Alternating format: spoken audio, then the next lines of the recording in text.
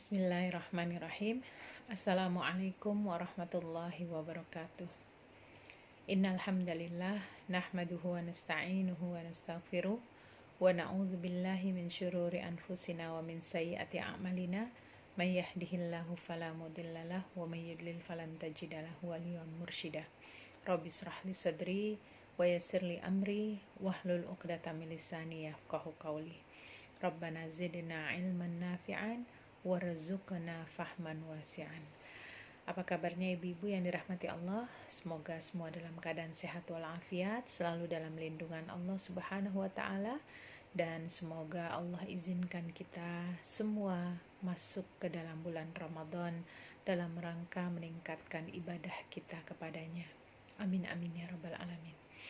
Ibu-ibu yang dirahmati Allah, hari ini kita akan coba lanjutkan pembahasan tafsir kita dari surat Al-Anbiya ayat 85 sampai di ayat 106. Mohon maaf saya tambahkan beberapa ayat supaya masuk pada subbab yang pas. Di dalam ayat 85 dan 86 di sana menyebutkan tentang kisah Nabi Ismail dan juga Nabi Idris alaihissalam serta Nabi Zulkifli, di mana Allah Subhanahu wa taala berfirman, wa Ismail wa Idris wa Dzulkifl kullum minas sabirin wa adkhalnahum fi rahmatina innahum minas salihin. Dan ingatlah kisah Ismail, Idris dan Zulkifli. Mereka semua termasuk orang-orang yang sabar, dan kami masukkan mereka ke dalam rahmat kami. Sungguh mereka termasuk orang-orang yang soleh. Masya Allah, diperjelas di dalam ayat ini setelah tentu sebelumnya Allah mengisahkan terkait dengan kisah Nabi Ayub, ya. Dan di ayat ini kemudian Allah menambahkan tentang kisah Nabi Ismail, kemudian Nabi Idris dan juga Nabi Zulkifli, di mana Nabi Ismail adalah sosok yang sabar pada saat Allah memberikan perintah kepada Nabiullah Ibrahim alaihissalam untuk mengorbankan Ismail, di mana Ismail merupakan anak yang sangat diharapkan oleh Ibrahim, ya, sebagai keturunannya. Bagaimana tidak, ya, kesabaran Ismail ini tambah dalam menjalani hidup, ya, di mana pada saat beliau dilahirkan, ya, kemudian tidak berapa lama Allah memerintahkan Hajar dan Ismail berada di padang yang sangat tandus, begitu ya, tanpa ada air, tanpa ada tumbuhan, kemudian sabar juga dalam mendapati perintah Allah Subhanahu wa taala ketika mereka ditinggalkan di sana. Dan juga bagaimana sabarnya Nabiullah Ibrahim dan Ismail dalam membangun Ka'bah, ya. Allah pun memberikan kemuliaan, ya, dari Ismail ini, yaitu baginda Rasulullah SAW, di mana keturunan yang mulia dan merupakan khatamun nabiyyin, ya, penutup para nabi. Kemudian juga di ayat ini dikisahkan tentang Nabi Idris, di mana Nabi Idris seperti yang dikatakan oleh Ibnu Umar radhiyallahu an, dia diutus, ya, kepada kaumnya untuk mengajak kepada Allah Subhanahu wa taala, tetapi kaumnya menolak, maka Allah Subhanahu wa taala pun membinasakan mereka dan mengangkat Nabi Idris ke langit keempat. Nabi Idris alaihissalam adalah orang yang pertama kali menemukan inovasi dalam apa? Dalam menjahit pakaian, dalam mengenakan pakaian yang terjahit, ya, karena sebelumnya orang-orang di masa lalu itu menggunakan pakaian berasal dari kulit. Dia juga adalah orang yang pertama menjadikan senjata sebagai perlengkapan perang. Jadi kisah Nabiullah Idris ini menceritakan bagaimana kepiawaiannya dalam memodifikasi, dalam menciptakan hal-hal yang baru yang kemudian bisa digunakan oleh manusia secara keumuman. Kemudian adapun kisah Zulkifli alaihissalam adalah orang yang sabar dalam melaksanakan sholat malam hingga subuh. Masya Allah, luar biasa. Walaupun ada yang mengatakan bahwa Zulkifli itu adalah orang soleh, bukan masuk kategori para nabi, tapi para ulama menyepakatinya bahwa dia adalah seorang nabi, karena di dalam ayat ini, dalam surat Al-Anbiya tersebut dijelaskan beriringan dengan para nabi yang lain. Jadi para ulama menyebutkannya Nabiullah Zulkifli itu juga adalah bagian dari para nabi. Nah, kelebihan yang dimiliki oleh Nabiullah Zulkifli adalah upayanya atau sabarnya dia dalam melaksanakan sholat malam yang dilakukan hingga mendatangi waktu subuh, ya. Dan beliau melaksanakan puasa setiap hari, ya. Beliau melaksanakan puasa setiap hari, kemudian melaksanakan peradilan atau memberikan solusi kepada masyarakat itu tanpa unsur kemarahan. Kemudian dia memenuhi semua itu, dan apa-apa yang menjadi tanggungannya, karena menjadikan itu merupakan bagian dari dakwahnya. Ya, jadi ibu-ibu yang dirahmati Allah Subhanahu wa taala, demikianlah di ayat ini digambarkan 3 nabi, ya, wa Ismail wa Idrisa wa Dzulkifli kullum minas sabirin, ya. Dari ketiganya digambarkan, ya. Ingatlah ketika tentang Ismail dan putra Ibrahim, ya. Beliau adalah seorang nabi yang memang diciptakan oleh Allah Subhanahu wa taala dengan kondisi menjalani kesabaran yang sangat luar biasa. Kemudian tentang Nabi Idris, ya, sebagai sis, ya, setelah sis maksudnya alaihissalam dan Adam alaihissalam, dan juga Zulkifli, orang yang memiliki bagian yang banyak, yaitu Ilyas alaihissalam yang berasal dari Bani Israel, tinggal di negeri Sam.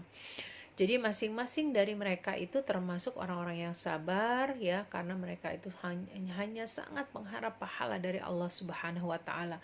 Mereka tabah dalam menghadapi berbagai ujian dan cobaan, serta sabar dalam menjalani ketaatan. Jadi bukan hanya ujian dalam posisi musibah semata, tapi mereka adalah orang-orang yang merupakan terjamin, ya, dalam melaksanakan ketaatan di sisi Allah Subhanahu wa taala.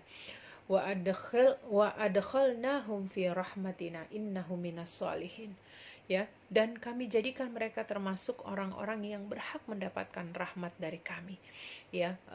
Yang dimaksud rahmat di sini adalah mereka diperkenankan oleh Allah Subhanahu wa taala masuk ke dalam surga, sebab mereka termasuk golongan orang-orang yang sempurna kesolehannya, karena para nabi adalah maksum dan kesolehan mereka tidak akan pernah rusak, ya, tidak akan pernah tergantikan sekalipun oleh keruhnya kerusakan yang ada.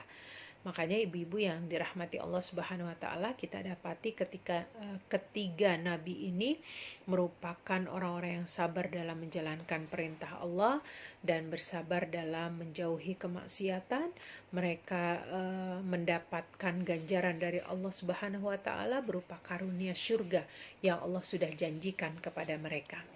Maksud dari 3 para nabi ini adalah agar kita bisa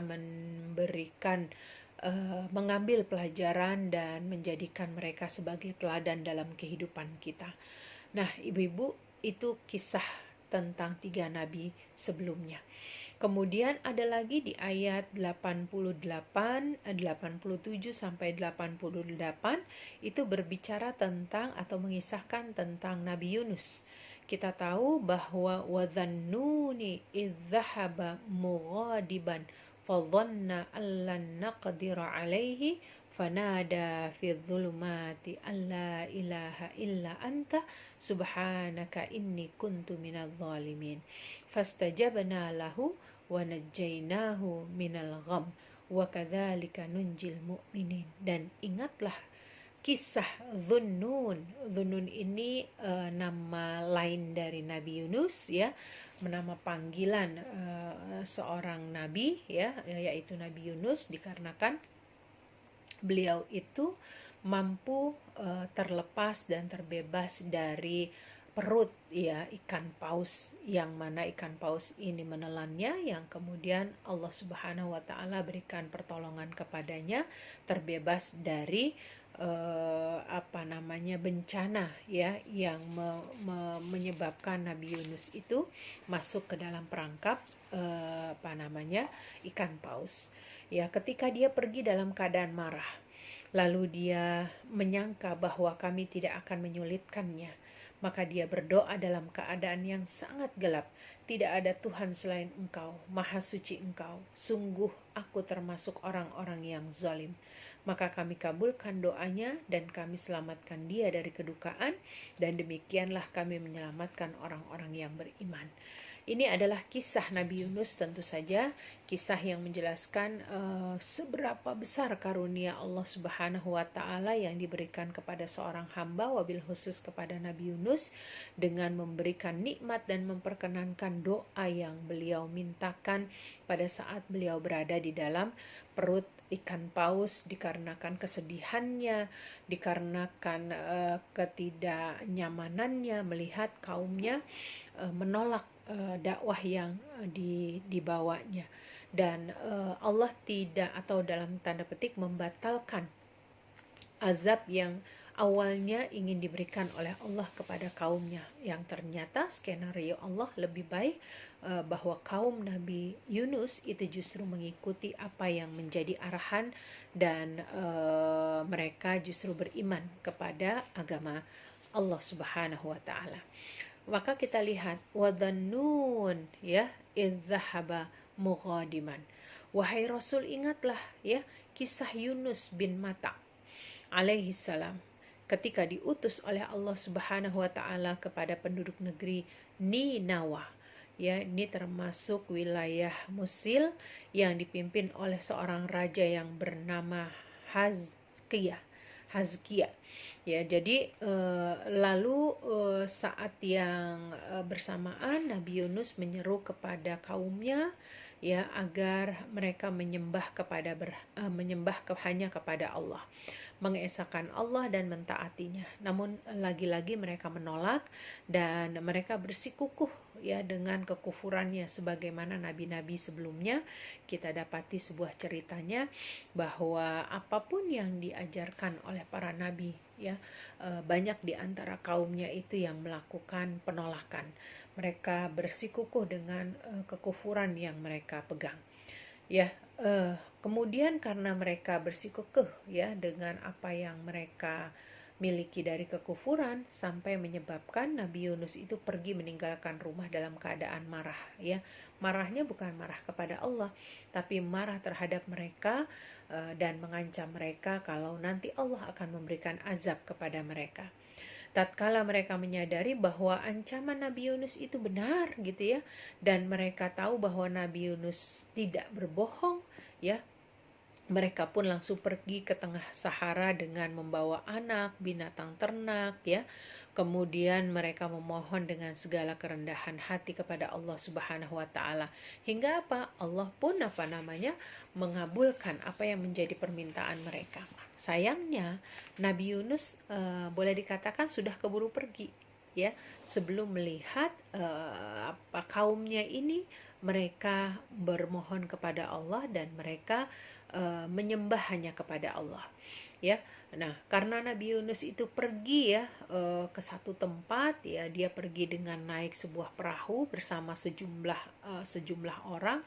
Namun karena posisi perahu itu kecil ya, kemudian mereka khawatir tenggelam karena memang perahu itu mengalami oleng gitu ya. Kemudian diundi. Ya, terjadi pengundian, siapa yang keluar namanya maka dia harus menyebur ya ke laut ya. Ternyata ketika diundi yang keluar adalah nama Nabi Yunus.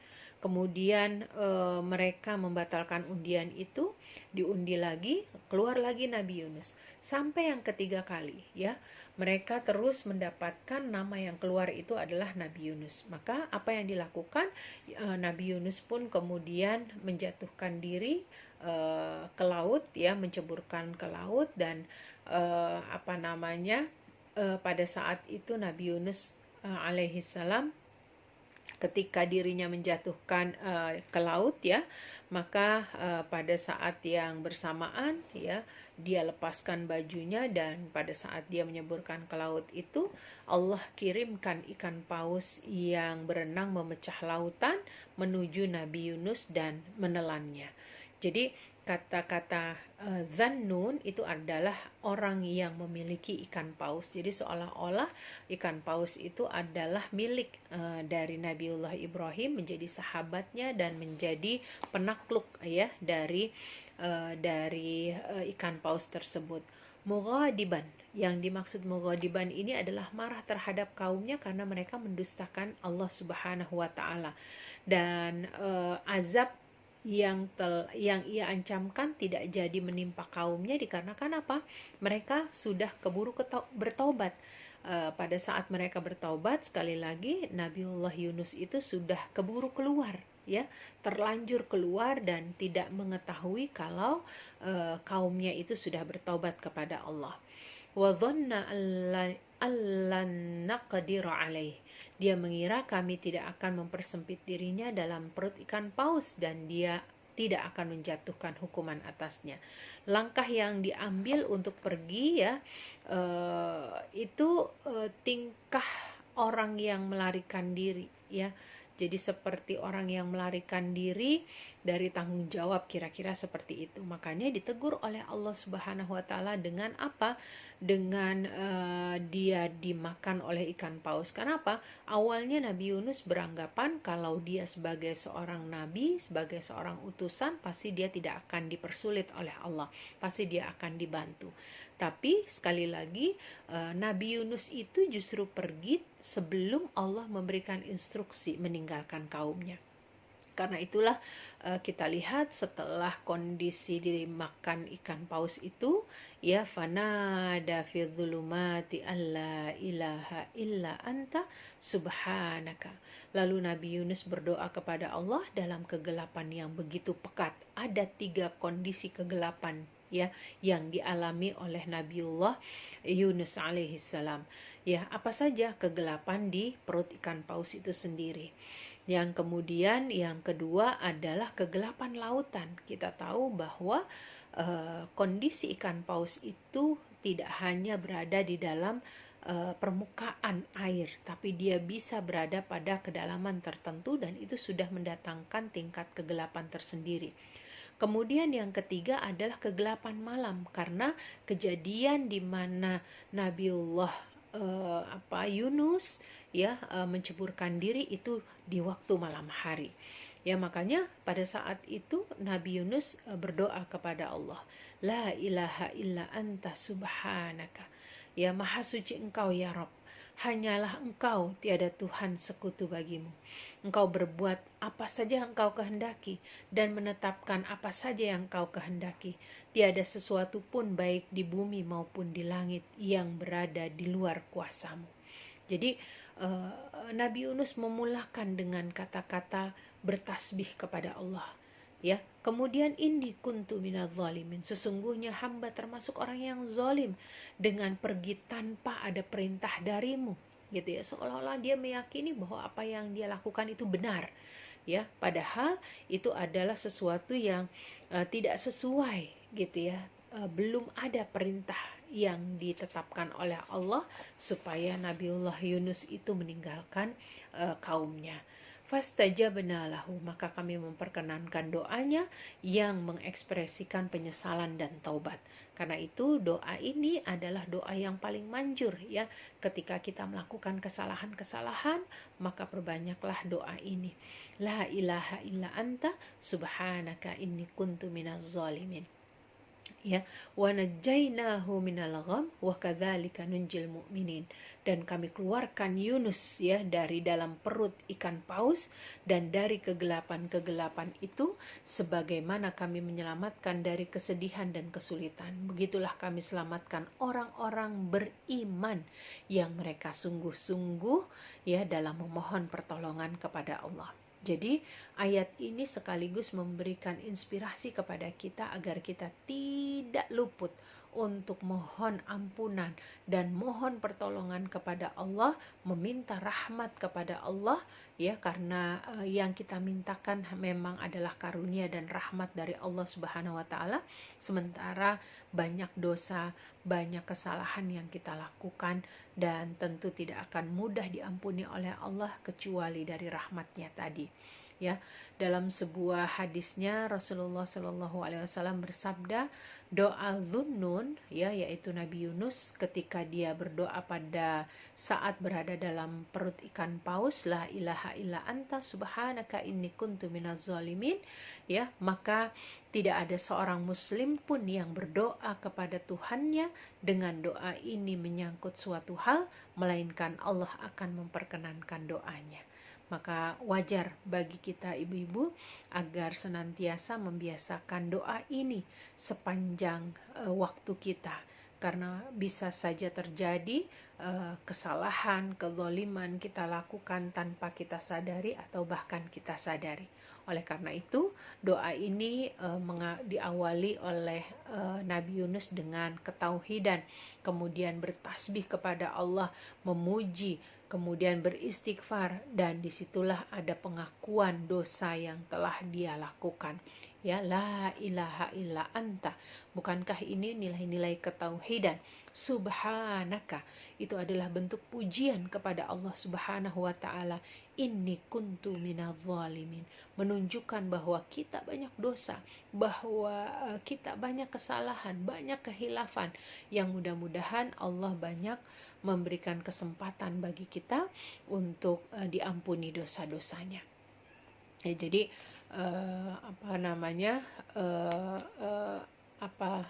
pada kondisi Nabiullah Yunus membacakan doa tersebut, maka Allah Subhanahu wa taala memerintahkan paus untuk memuntahkan, ya, menginstruksikan kepada paus untuk mengeluarkan dengan cara dimuntahkan, ya, Nabi Yunus ini sampai beliau berada di daratan.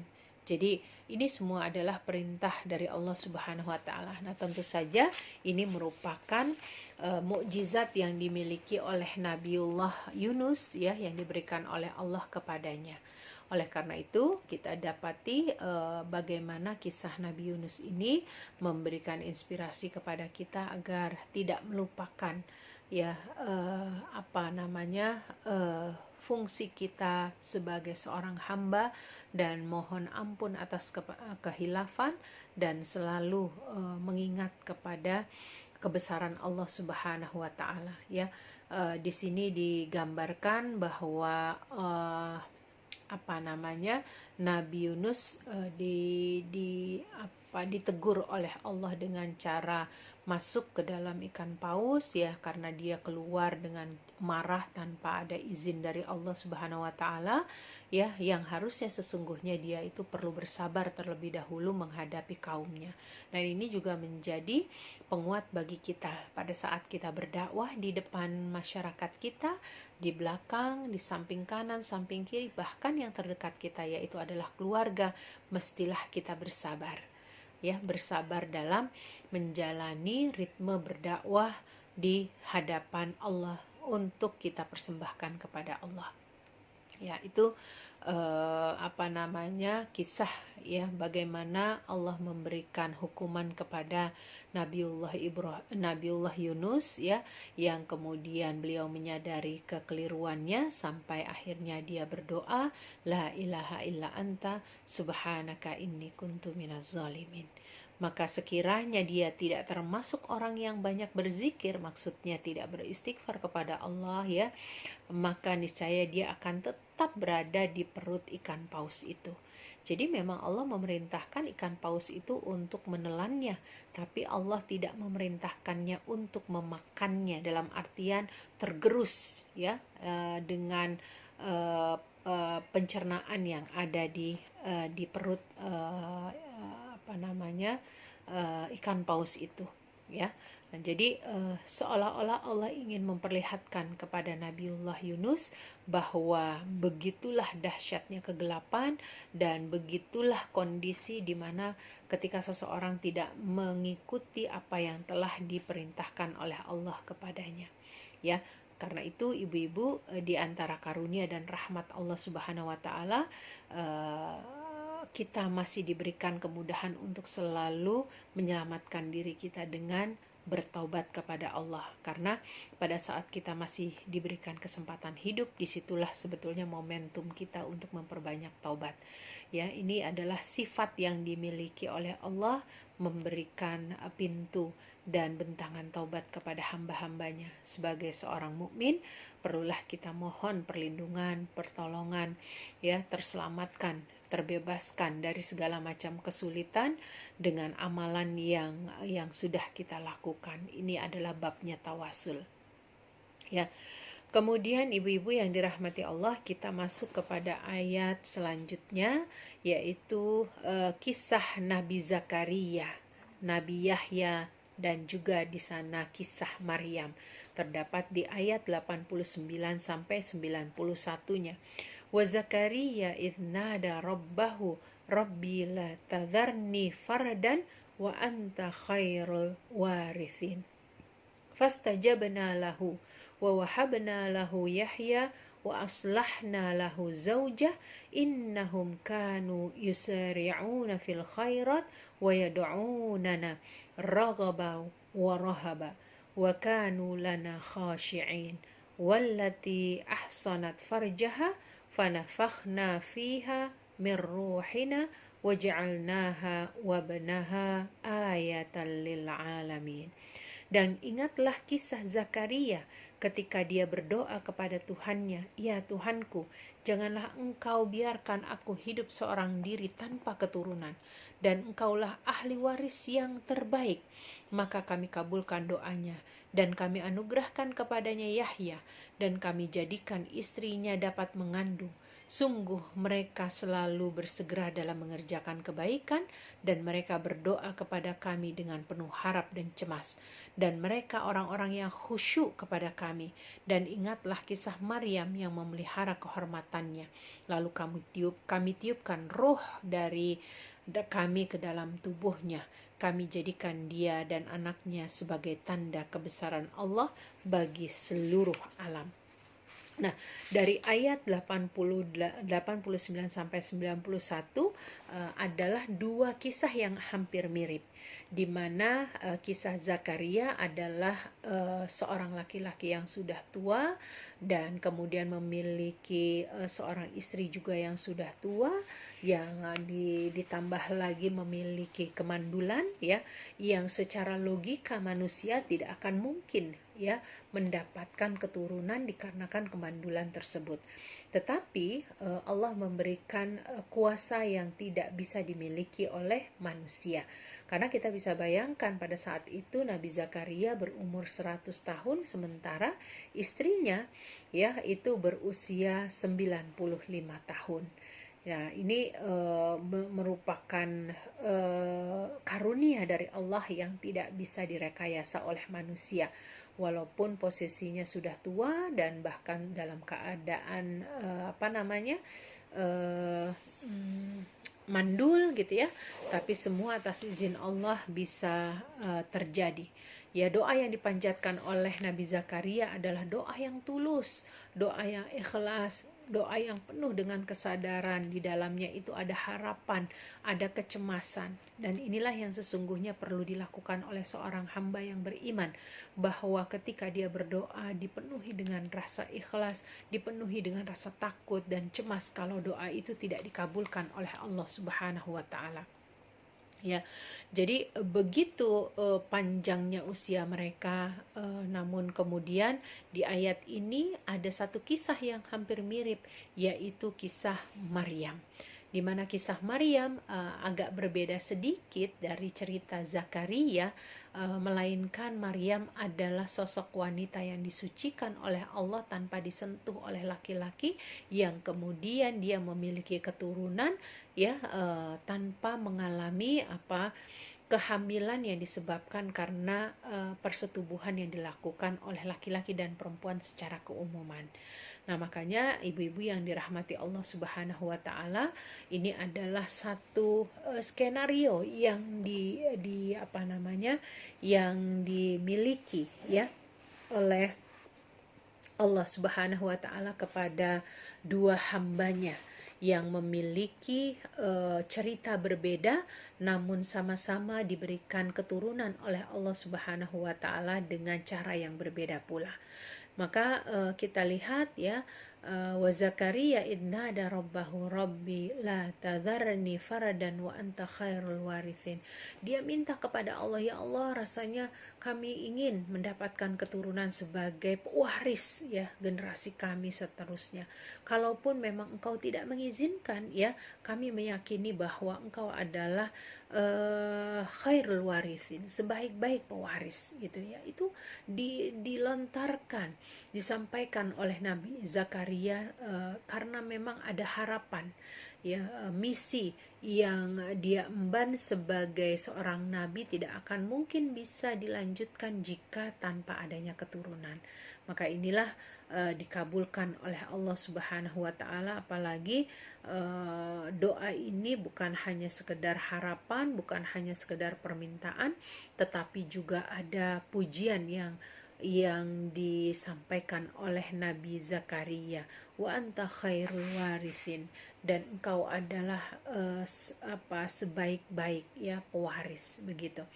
Kemudian ibu-ibu yang dirahmati Allah Subhanahu wa taala, Allah memperkenankan doa Nabi Zakaria, dan permohonan itu kemudian lahirlah Yahya. Ya, kami hilangkan, kata Allah Subhanahu wa taala, hal-hal yang membuat mereka ragu-ragu, ya. Ada yang istilahnya keraguan mereka, ya, karena mereka udah tua, istri juga mandul, gitu ya. Jadi hal-hal yang menghalangi mereka menjalani kehamilan, memiliki keturunan, itu terkuak dengan adanya takdir yang Allah tetapkan kepada mereka, sekalipun mereka sudah berusia lanjut. Innahum kanu yusari'una fil khairat. Kenapa? Karena sesungguhnya di dalam ayat ini digambarkan mereka semua itu adalah orang-orang yang bersegera dalam ketaatan. Baik itu kisah dari Nabiullah Zakaria maupun istrinya, ya, mereka itu adalah orang-orang yang betul-betul fastabikul khairat. Begitu terseru kebaikan, mereka adalah orang yang pertama kali dalam mendekatkan ketaatan kepada Allah Subhanahu wa taala. Mereka bergegas mengerjakan amal-amal ketaatan dan amal-amal mendekatkan dalam rangka mendekatkan diri kepada Allah. Ya, mereka berhak dikabulkan, kata Allah, ya, karena begitu antusiasnya mereka dalam melakukan ketaatan diri kepada Allah Subhanahu wa taala. Sebagaimana ini merupakan bagian yang hampir dilupakan oleh manusia secara keumuman. Wa yad'unana raghaban wa rahaba wa kanu lana khashi'in, dan mereka berdoa kepada kami dengan penuh harap, dengan penuh kecemasan. Ya, kenapa cemas? Kalau doa mereka itu tidak dikabulkan. Nah, ini kita lihat mereka menggabungkan dua hal, ya, karena mereka bergegas dan bersegera menjalankan amal-amal ketaatan, maka doa-doa mereka dikabulkan oleh Allah. Mereka juga menggabungkan dua hal. Yang pertama adalah bergegas kepada Allah karena mengharap pahalanya, ya, takut akan hukumannya. Jadi sekalipun mereka belum diizinkan oleh Allah memiliki keturunan, tapi mereka tidak pernah berhenti untuk melakukan ketaatan. ya, tidak seperti kebanyakan manusia secara keumuman. Mungkin ketika doa-doa mereka belum dikabulkan, mereka sampai mengeluh gitu, aduh kenapa sih kita kok nggak dikabul-kabulin, padahal sholatnya udah rajin begitu ya, kemudian zakatnya, infaknya, sodakohnya, berbuat baiknya, seolah-olah kita menganggap apa yang kita lakukan itu sudah optimal. Dan ada yang kedua, yaitu khusyuk, ya, perasaan takut yang tertanam pada Nabi Zakaria dan istrinya itu memunculkan perasaan takut mereka di hadapan Allah Subhanahu wa taala. Akhirnya saat mereka berdoa kepada Allah, itu pasti yang dihadirkan adalah bentuk kekhusyuan yang hati mereka itu tidak dipisahkan dengan apa yang mereka minta kepada Allah. Allah tenangkan hati dan pikiran mereka, ya, sekalipun pada saat yang bersamaan, ya, mereka berhadapan dengan ada harapan dan kecemasan, ya, dari doa-doa yang mereka panjatkan. Nah, itu ibu-ibu yang dirahmati Allah Subhanahu wa taala. Kemudian dilanjutkan tadi, ya, kisah Maryam, di mana pada saat yang bersamaan, ya, di dalam ayat ini dituturkan kisah Maryam dan putranya Isa alaihissalam dibarengi dengan kisah Zakaria dan putranya Yahya. Sebagaimana yang biasa terjadi dalam firman-Nya, pertama-tama menuturkan kisah Zakaria, diikuti kemudian penyebutan kisah Maryam. Nah, kisah yang pertama terkait dengan kisah yang kedua, jadi saling keterkaitan. Kisah pertama adalah kisah diperadakannya seorang anak dari seorang laki-laki yang sudah lanjut usia dan seorang perempuan yang sebagai istrinya dia juga sudah tua dan mandul, gitu ya. Keberadaannya secara fitrah diberlakukan, ada laki-laki, ada perempuan. Namun ada kendala di sana, mereka sudah sama-sama tua, ya, kemudian si istri dalam keadaan mandul begitu. Kemudian yang kisah kedua, ya, ya intinya mereka itu tidak, seolah-olah tidak bisa melahirkan anak, ya, karena usia mereka sudah tidak lagi disebut produktif. Ada kisah kedua, yaitu kisah Maryam, kisah yang lebih ajaib karena diperadakannya atau keberadaannya itu ada anak tapi tanpa ada ayah, gitu ya, tanpa ada hubungan dengan antara laki-laki dengan perempuan atau hubungan badan secara keumuman, sebagaimana yang disebutkan bahwa sperma laki-laki dan sperma perempuan ketika atas izin Allah dipertemukan dan diizinkan mereka membuahi, maka barulah di situ terjadinya terbentuknya janin, gitu ya. Jadi ini ada dua kisah, ya, dua kisah yang digambarkan, dituturkan di dalam ayat ini, supaya kita juga bisa mengambil pelajaran tentang kisah Maryam yang pada hakikatnya memelihara dirinya dari sentuhan kaum laki-laki, baik sentuhan yang halal maupun yang haram, begitu ya. Kemudian fanafahna ya fiha min ruhina, lalu kami tiupkan ruh kepada Isa di dalam rahimnya, yakni kami menghidupkan Isa di dalam rahim Maryam. Yang perlu digarisbawahi tentu saja kondisi ditiupkan di sini adalah sesuatu yang diciptakan oleh Allah Subhanahu wa taala, ya. Dan kami jadikan perkara Maryam dan putranya Isa alaihissalam, yaitu hamil tanpa seorang laki-laki atau seorang bapa, sebagai bukti dan mukjizat bahwa Allah Subhanahu wa taala maha kuasa atas segala sesuatu. Dia menciptakan apa saja sesuai kehendaknya, gitu ya. Dia menciptakan apa saja yang Allah kehendaki, dan dia menghendaki sesuatu, dia cukup mengucapkan kun fayakun. Nah, adapun mukjizat Nabi Isa adalah mampu menyembuhkan orang yang buta sejak lahir, menyembuhkan orang yang menderita penyakit kusta, yang menghidupkan kembali orang yang sudah mati. Kemudian dengan izin Allah Subhanahu wa taala, ya, banyak ayat-ayat termasuk dalam surat Ali Imran ayat 49 itu dijelaskan tentang mukjizat Nabiullah Isa alaihissalam. Jadi ibu-ibu yang dirahmati Allah Subhanahu wa taala, di sini juga digambarkan tentang setelah tadi, ya, Nabi Ismail, kemudian Nabi Idris, Nabi Zulkifli, Yunus, kemudian Zakaria, ya terus berkelanjutan digambarkan tentang masing-masing mukjizat yang diberikan oleh Allah kepada mereka. Tidak terkecuali mukjizat yang diberikan oleh Allah kepada Maryam, ya. Ya, apa mukjizat yang dimiliki oleh Maryam, ya? Munculnya kehamilan pada dirinya tanpa seorang laki-laki. Dan ini tidak mungkin kalau bukan karena izin Allah, dan ini juga merupakan mukjizat yang diberikan oleh Allah kepadanya. Kemudian bekal makanannya dibawa langsung oleh malaikat dari surga. La haula wala quwata illa billah, masya Allah, luar biasa. Nikmat sekali ketika dia masih di dunia sudah mendapatkan makanan dari surga. Itulah ibunda Maryam. Makanya ibu-ibu, bagaimana pengorbanan ya ibunda Maryam ini perlu mendapat motivasi ya, agar kita bisa menjadi seorang ibunda Maryam yang memiliki catatan terbesar di hadapan Allah Subhanahu wa taala, dikarenakan Allah memberikannya makanan langsung dari surga melalui perantara para malaikat. Kemudian Maryam juga tidak pernah menyusu sama sekali. Dia juga pernah berbicara ketika masih bayi seperti Nabi Isa. Jadi ini ada kisah-kisah tersendiri ya, terkait dengan kisah Maryam. Kemudian di ayat 92 sampai 97 ya, mohon ibu-ibu dibuka ya tafsirnya supaya bisa dilihat terjemahannya karena waktu kita juga sangat terbatas. Di ayat 92 sampai 97 kita dapati bagaimana Allah Subhanahu wa taala berfirman, sungguh agama tauhid inilah agama kamu, agama yang satu, dan aku adalah Tuhanmu, maka sembahlah aku. Tetapi mereka terpecah belah dalam urusan agama. Mereka istilahnya terpecah ya. Masing-masing golongan itu akan kembali kepada kami.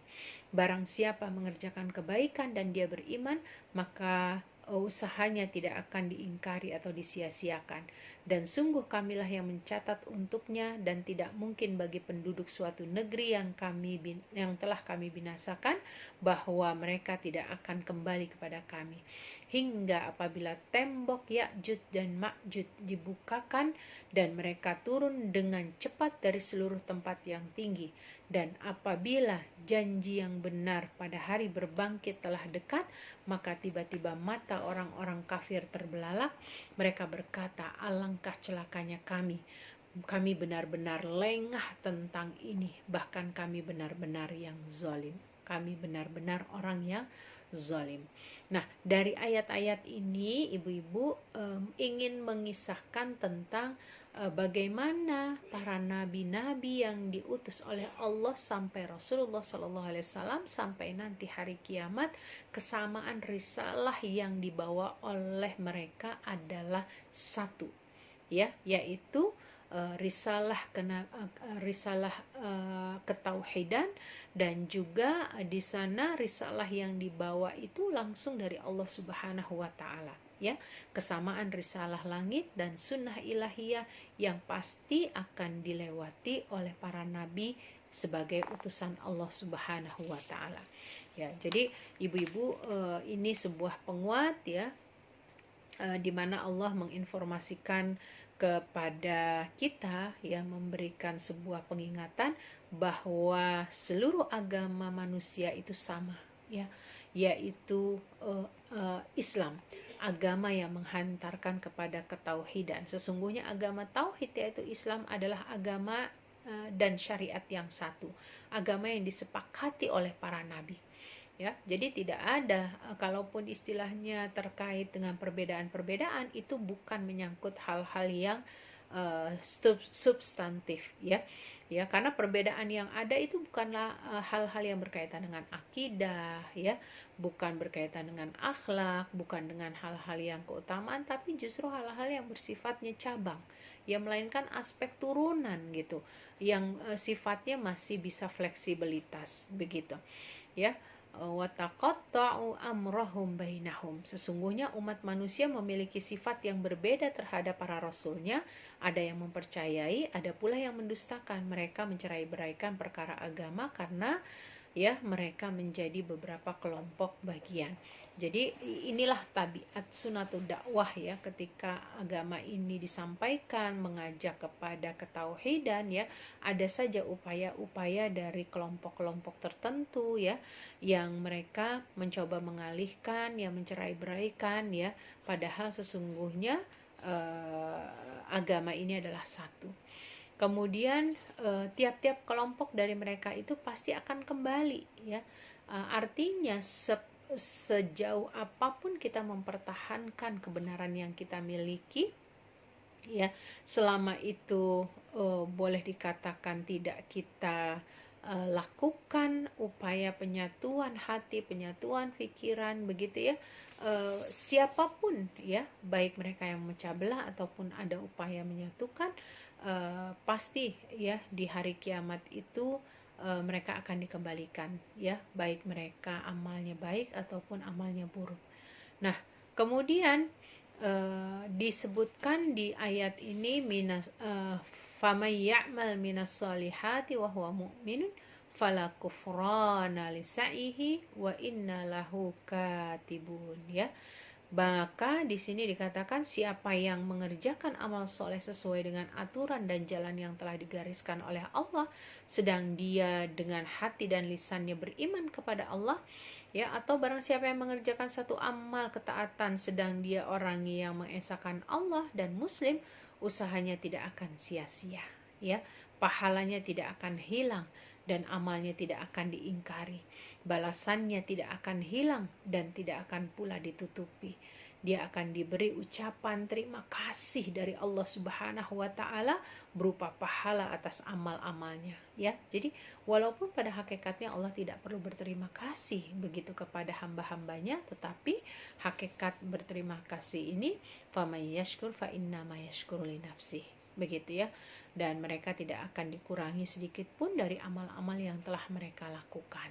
Oleh karenanya kita lihat ayat-ayat ini memberikan penjelasan kepada kita bahwa diterimanya amalan seseorang dan penyebab keselamatan itu harus terkombinasi, harus dimiliki dua hal.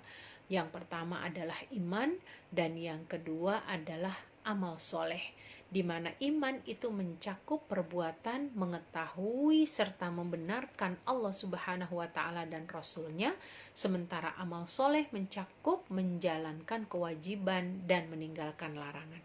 Jadi dua hal ini hal yang tidak bisa dihilangkan, seperti mata uang, satu sisi dengan sisi yang lainnya sangat ketergantungan. Nah itu ibu-ibu yang dirahmati Allah. Kemudian waharamun ala qaryatin, tidak mungkin penduduk satu negeri yang kami tetapkan kebinasaan untuk kembali kepada taubat atau kembali kepada kehidupan dunia lagi sebelum hari kiamat. Jadi intinya ketika pintu taubat itu masih terbuka, maka masihlah ada kesempatan bagi kita untuk menjalaninya. Tapi jangan sampai kita lupakan bahwa amal-amal di dunia ini pada hakikatnya juga untuk urusan akhirat kita. Kondisi tidak akan pernah kembali bagi kaum yang dibinasakan. Kenapa? Karena kalaupun nanti kita dihidupkan oleh Allah penghidupan selanjutnya itu adalah yaumul hisab, di mana bukan kehidupan seperti kita hidup di dunia gitu tapi posisi ini terus diingatkan sampai dikatakan di antara tanda-tanda kedatangan hari kiamat yang pertama adalah terbukanya tembok penghalang Ya'juj wa Ma'juj, nama dua suku atau manusia semuanya. Tanda kedua adalah datangnya manusia dengan cepat dari setiap tempat yang tinggal di bumi. Ini penambahannya tujuan ayat ini pada hakikatnya adalah membantah pandangan orang-orang musyrik yang mengatakan tidak ada gitu hari kebangkitan, tidak ada hari pembalasan gitu Maka ayat ini dikuatkan. Nah, kemudian waqtarabal wa'du al-haqqu fa idza hiya syakhisatun absarul ladzina kafaru. Kedatangan hari kiamat itu sudah semakin dekat ketika berbagai kengerian, huru-hara, bencana terjadi, semua akan melihat ya kondisi itu secara real ya, maka orang-orang kafir itu akan terbelalak ya, hampir-hampir mereka nggak bisa kedip ya, tidak bisa membayangkan, tidak bisa menganalogikan betapa dahsyatnya hari kiamat. Dan pada saat itulah mereka berkata, waduh ya, ya wailana, aduh celakalah kami gitu ya. Maknanya adalah kebinasaan. Seakan mereka berkata, coba ketika di dunia kami adalah orang-orang yang istilahnya tidak lalai begitu ya, tidak mengikuti hawa nafsu kami ya, dan kami beriman, pasti nggak kayak begini begitu ya. Nah, seperti itulah gambaran dari ayat tersebut ya, mengisahkan bagaimana inti dari risalah yang dibawa itu adalah sama, tapi ada juga kaum-kaum yang tetap balelo ya, yang tetap menolak dengan kebenaran tersebut, dan Allah sudah memperlihatkan apa yang akan Allah berikan kepada mereka yang melakukan penolakan tersebut. Nah, ibu-ibu yang terakhir yaitu di ayat 98 sampai 106 di mana Allah menceritakan kembali keadaan orang-orang kafir dan orang-orang beriman di akhirat serta kondisi di langit begitu ya. Jadi ibu-ibu bisa lihat di ayat tersebut gitu ya, betapa janji Allah Subhanahu wa taala ya, sungguh kamu orang kafir dan apa yang kamu sembah selain Allah adalah bahan bakar. Kamu pasti masuk ke dalamnya. Seandainya berhala-berhala itu Tuhan, tentu dia akan memberikan manfaat kepadamu. Pasti kamu akan dibantu. Kalau memang berhala-berhala itu adalah Tuhanmu ya, yang memang bisa memberikan manfaat. Sungguh sejak dahulu orang-orang yang telah ada ketetapan yang baik dari kami, mereka itu akan dijauhkan dari neraka. Ya, sebaliknya ya, orang-orang yang menyembah berhala tadi akan dimasukkan ke dalam neraka, tetapi orang-orang yang mereka berbuat kebaikan, mereka dijauhkan dari api neraka. Ya, mereka tidak mendengar sebagaimana pendengaran orang-orang yang berada di dalam neraka itu dengan rintihannya. Ya, dan disitulah ya di kejutan yang dahsyat, tidak membuat mereka bersedih hati, karena buat orang beriman ketika terjadinya tiupan sangkakala, kemudian bunyi-bunyian atau dahsyatnya terjadinya hari kiamat itu tidak didengar oleh orang-orang beriman. Berbeda dengan orang-orang kafir yang mereka menyaksikan bagaimana langit digulung ya, sebagaimana kertas itu kalau digulung seperti itu. Nah, ini menunjukkan bahwa mereka sudah mendapatkan ya pengingatan-pengingatan ini, tetapi sekali lagi mereka membantahnya, mereka menolaknya.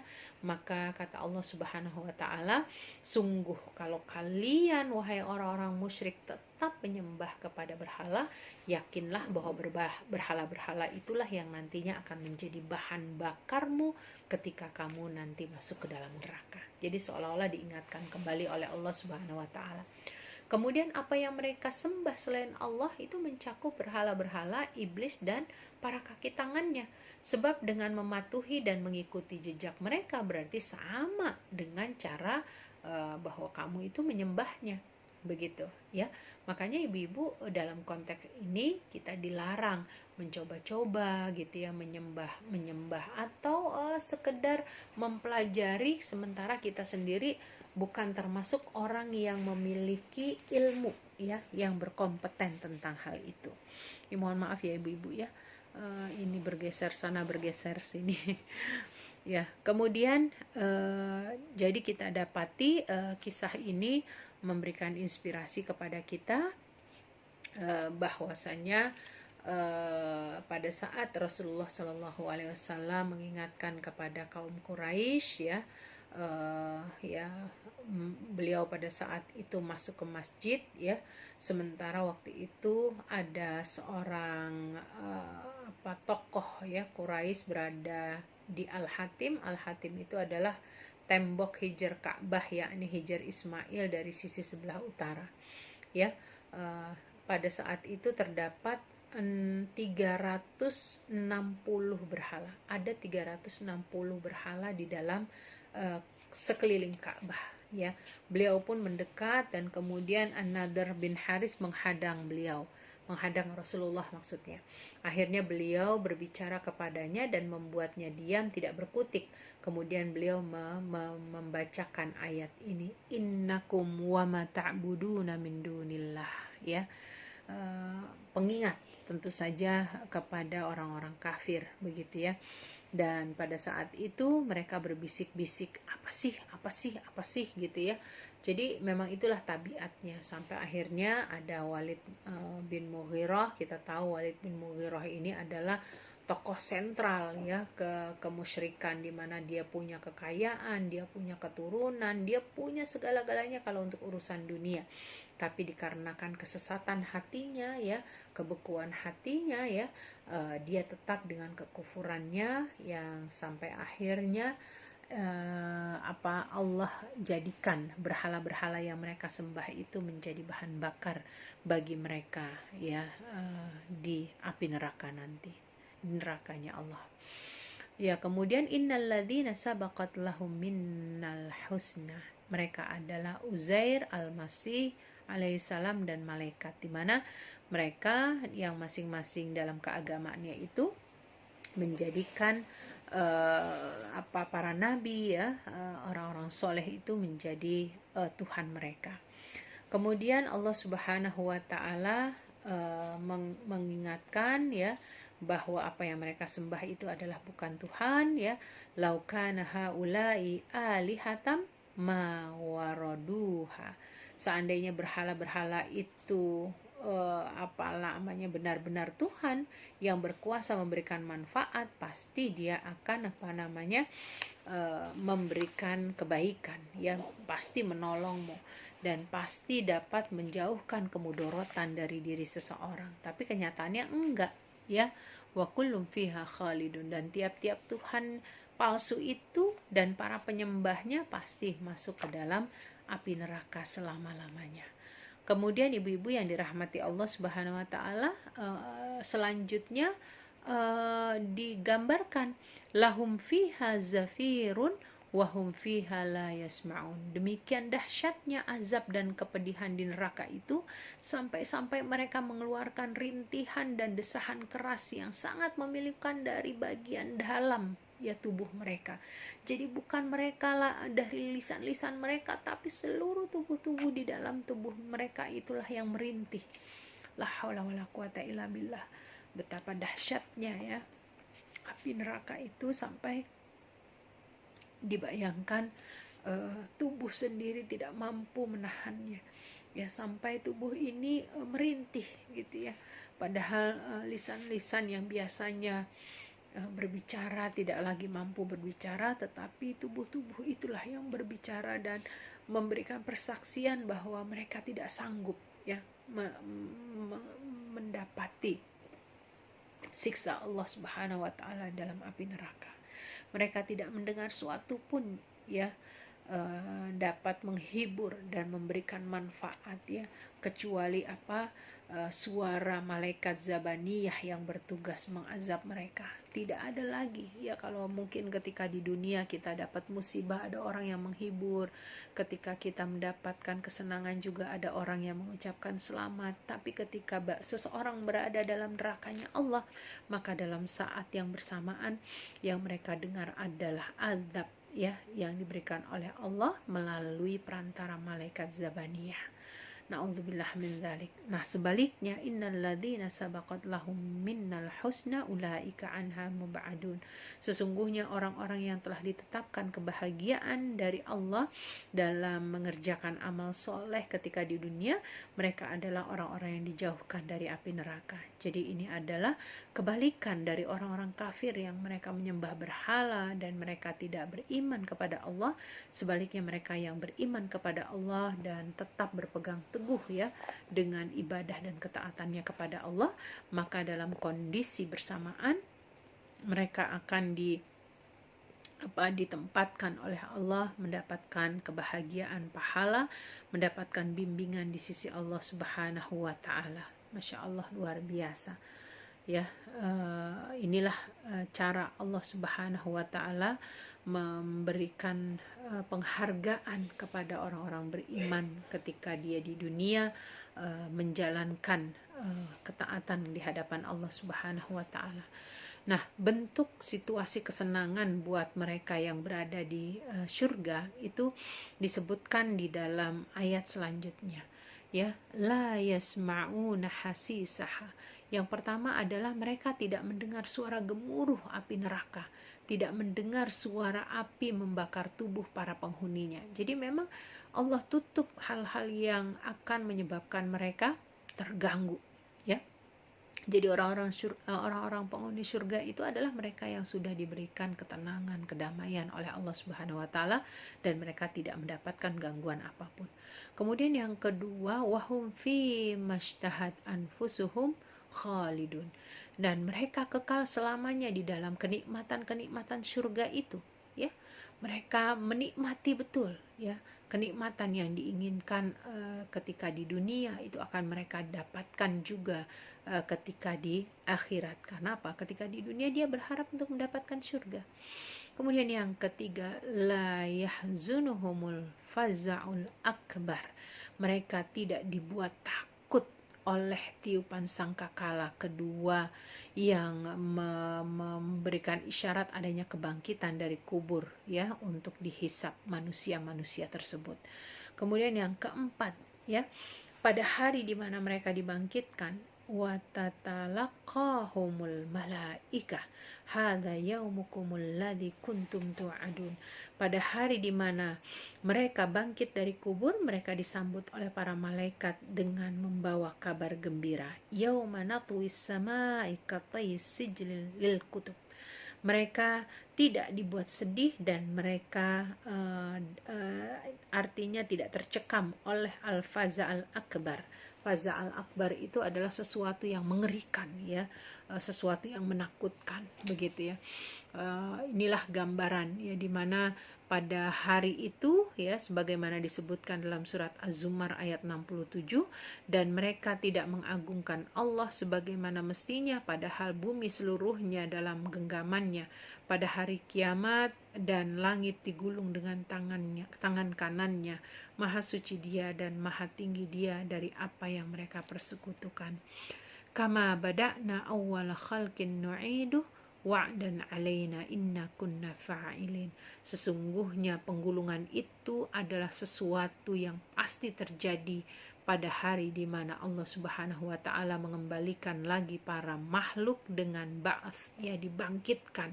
Jadi setelah dimatikan dibangkitkan kembali. Ya. Nah, inilah kuasanya Allah, di mana Allah memberitahukan juga ketetapannya berupa kebahagiaan di dunia dan di akhirat untuk mereka orang-orang yang soleh yang berbeda dengan orang-orang kafir. Siapakah mereka? Ya, mereka adalah orang-orang yang menjalani pewarisan para nabi ya, dalam menjalankan dakwah, melakukan ketaatan kepada Allah gitu ya. Orang-orang beriman di mana mereka selalu menjunjung tinggi tentang hal itu. Nah, itulah ibu-ibu yang dirahmati Allah Subhanahu wa taala, beberapa hal yang mungkin bisa kita ambil pelajarannya ya. Maka di ayat terakhir ini tentu kita diingatkan kembali bahwasanya semakin orang terjerumus kepada penyembahan selain Allah, maka sesembahan-sesembahan itulah yang nantinya akan menjadi bahan bakarnya ketika dia masuk ke dalam neraka. Dan kemudian pasti secara psikologis orang-orang yang berada di dalam azabnya Allah ya, mereka akan mendapatkan hal yang menakutkan, mengerikan gitu ya.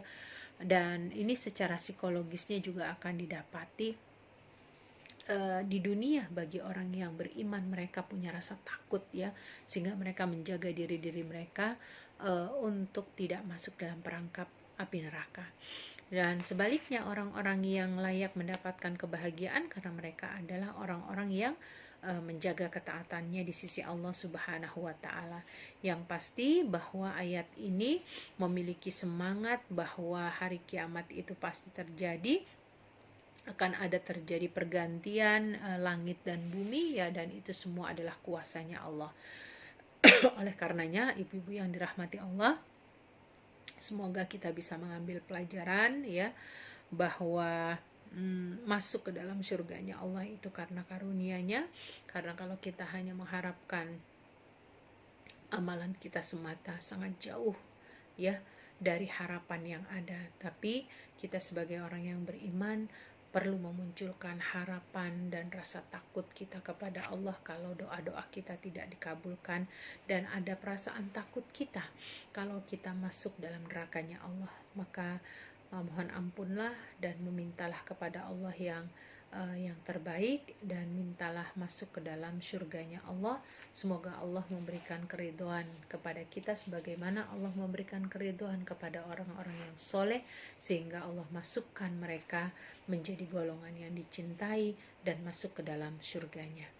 Marilah sama-sama kita tutup dengan istighfar. Nastaghfirullahaladzim, nastaghfirullahaladzim, nastaghfirullahaladzim. Mohon maaf jika ada kesalahan, dan mohon ampun kepada Allah dari segala bentuk kekhilafan, dan kepada Allah jualah kita berharap ya. Kita tutup dengan doa kafaratul majlis. Subhanakallahumma wa bihamdika asyhadu an la ilaha illa anta astaghfiruka wa atubu ilaik. Wabillahi taufiq wal hidayah. Assalamualaikum warahmatullahi wabarakatuh.